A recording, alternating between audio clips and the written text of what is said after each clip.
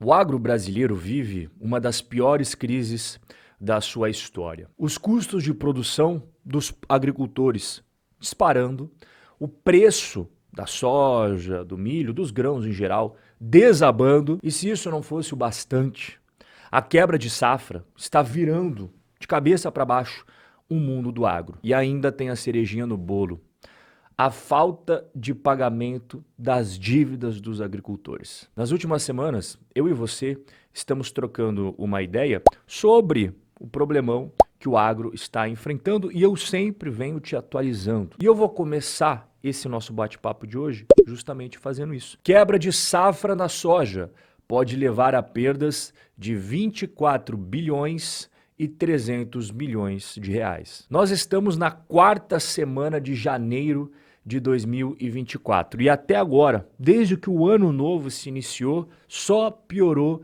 a situação que a gente já começou a alertar no final de 2023. O clima, ele não está colaborando e aquela expectativa que havia sobre quebra de safra já não é mais expectativa, já está confirmada. Mas qual que é o tamanho do rombo?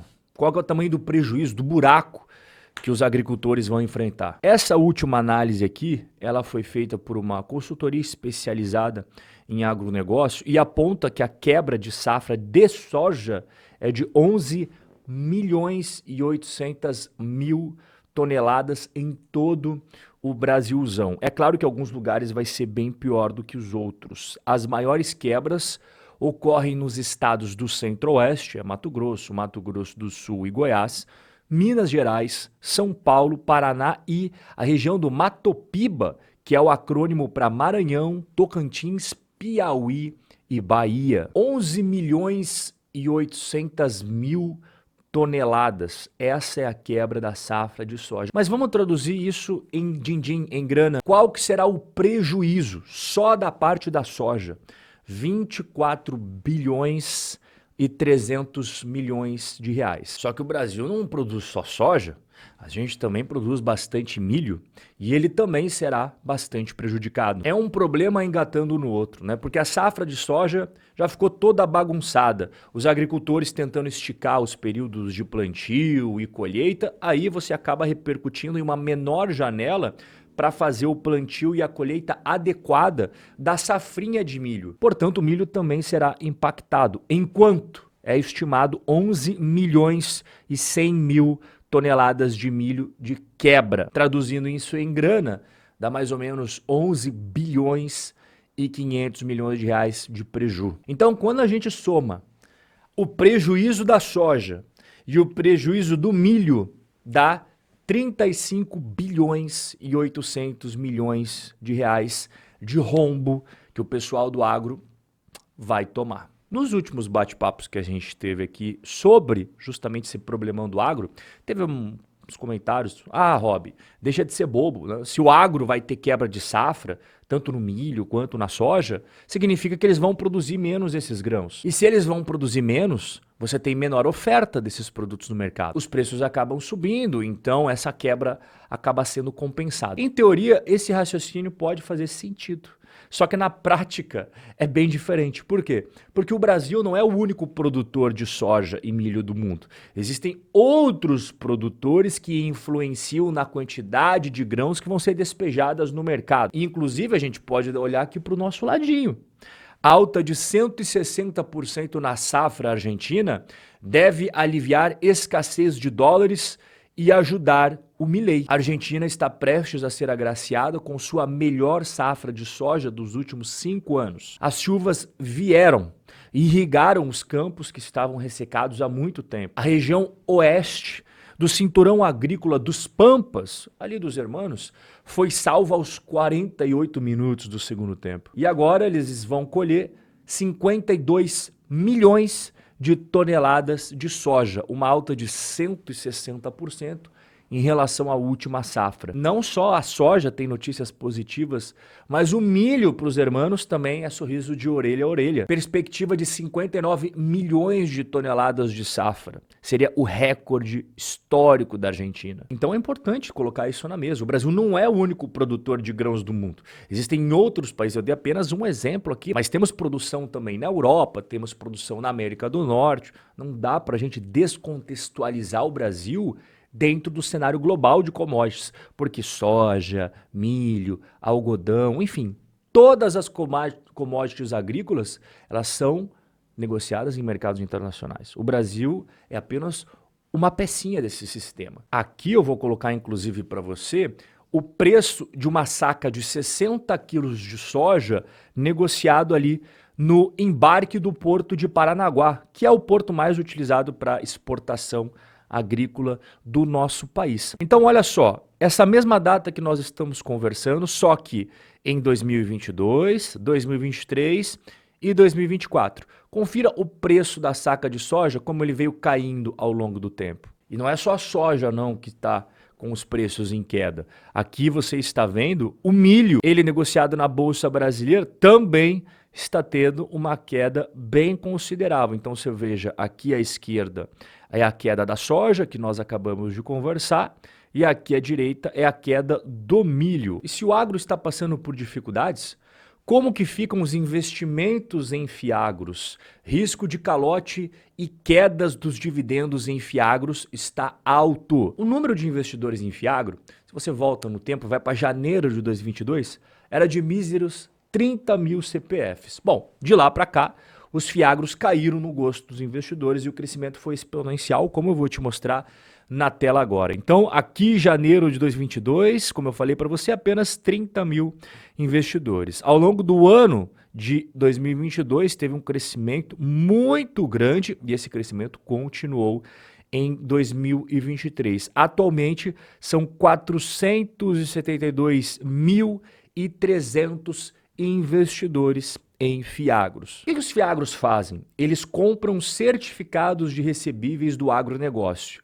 os CRAs. Os CRAs são títulos de renda fixa que são utilizados pelos produtores rurais para captar recursos, ou seja, para levantar dinheiro para suas atividades agrícolas. Um fiagro que comprou muitos CRAs expostos à produção de soja e milho vai ter muito mais problemas do que comparado a um fiagro que adquiriu CRAs que são mais expostos a, por exemplo, empresas de insumos e fertilizantes agrícolas. Portanto, é fundamental conhecer a situação da carteira do fiagro que você investe para saber quais são os riscos que você está correndo com base nesse cenário atual. O preço de produtos como soja e milho está perto das mínimas, como eu acabei de mostrar para você.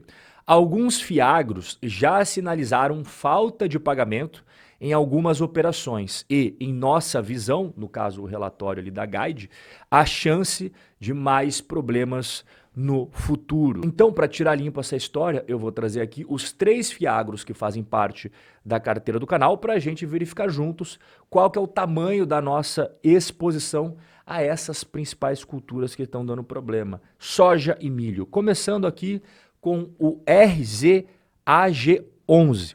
Aqui à esquerda você percebe a divisão do portfólio por cultura. Soja é quase metade. Depois você tem aqui uma boa relevância em milho.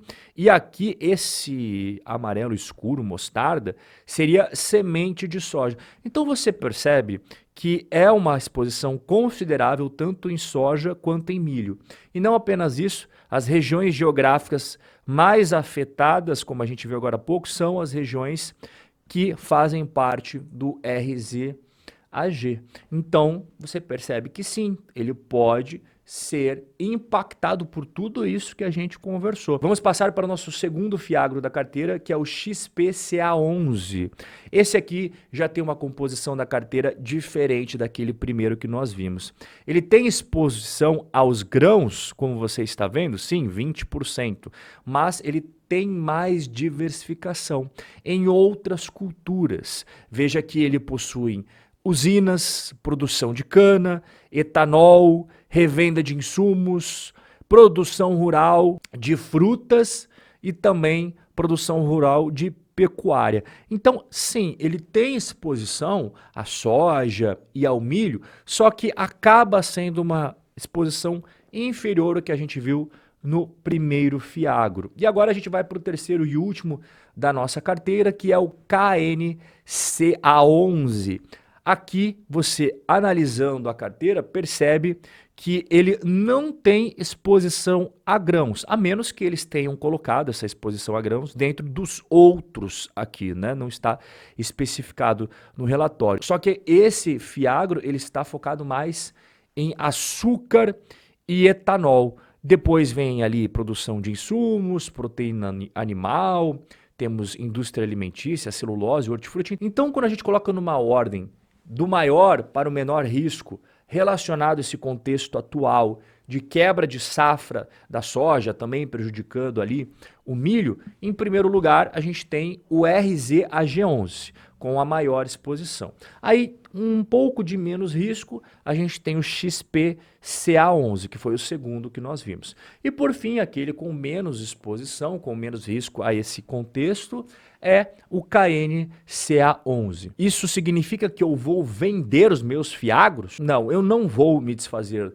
dos meus FIAGROS, porque aqui que entra a diversificação inteligente. Quando você olha para a nossa parte da carteira brasileira, lembrando que nós temos também a carteira de investimentos no exterior, aqui apenas a parte Tupiniquim, perceba que os FIAGROS, os três somados, juntos, eles fazem parte de 13% da nossa carteira. A gente tem outros investimentos que não tem nenhuma relação com a quebra da safra de soja e de milho. E quando você junta a carteira brasileira com a carteira de investimento exterior, ou seja, a carteira consolidada, a representatividade dos FIAGROS é de meros 6,57% da carteira total. Portanto, isso aqui é o que faz você ficar tranquilo quando coloca a cabeça à noite no travesseiro para dormir bem. A diversificação inteligente. Nós temos renda fixa e renda variável, investimentos no Brasil e investimentos no exterior. E quando uma classe de ativos acaba tendo um eventual problema, nós temos outros investimentos que fazem a gente manter a tranquilidade e serenidade em uma época tão complexa como esta que nós estamos vivenciando, especificamente nos FIAGROS.